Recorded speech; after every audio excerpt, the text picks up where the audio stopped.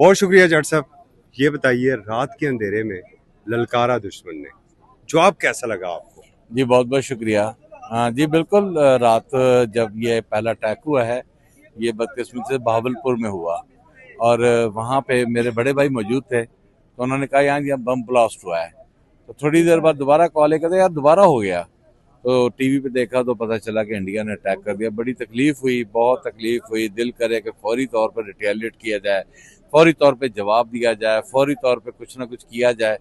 और फिर जब ISPR ने अपनी प्रेस मीडिया टॉक की, मीडिया टॉक करने के बाद जब कहा कि जी हाँ बिल्कुल अटैक हो गया है, तो पूरी पाकिस्तान जो है, और स्पेशली मैं फैसलाबाद के अवाम को इस मामले पे खराज तहसीन पेश करूंगा। तो रात को पूरी फैसलाबाद जो शहर था वो सड़कों पे था कि जी हमने इसका जवाब देना ही देना है। तो अल्हम्दुलिल्लाह हमारी फौज ने जो रात को जवाब दिया है, उनके जो जहाज मार गिराए हैं, और वो अच्छी बात कही कि जी मच्छरों की तरह हमने मारे हैं। तो मेरा ख्याल है कि ये पूरी पाकिस्तान की कौम का जो है सर फखर से बुलंद हुआ है।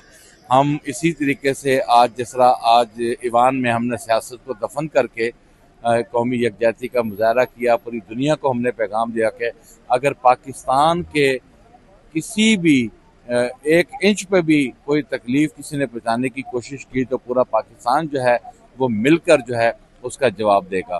तो आज का दिन बड़ा खुशाइन है। अल्हम्दुलिल्लाह इंडिया को मुंह तोड़ जवाब मिला है। और बल्कि मैं तो आज थोड़ा सा इस बात को आगे लेकर चलूंगा कि प्राइम मिनिस्टर ऑफ पाकिस्तान ने जो स्पीच की थी, जिस तरह हम सब ने उनको बड़ी अच्छे तरीके से आज ऑनर किया कि जी आए आप और पूरी कौम को मैसेज दें, हम आपके साथ खड़े, उनको अगला लाएमल दे देना चाहिए था। और मैं समझता हूँ कि उन्होंने अगला लाएमल ना देकर थोड़ी सी डिसपॉइंट हमें किया है। मैं समझता हूँ कि वो अगर चले पार्लियामेंट में अगला लाएमल नहीं दे सके तो वो कहीं ना कहीं वो अगला स्ट्रैटेजी जरूर दें। हमें इंडिया को स्पेयर नहीं करना चाहिए, कश्मीर को स्पेयर नहीं करना चाहिए। ये अल्लाह ताला ने हमें मौका फराम किया है, इस मौके को, इस अपॉर्चुनिटी को हमें अवेल करना चाहिए। बहुत शुक्रिया सर। Thank you.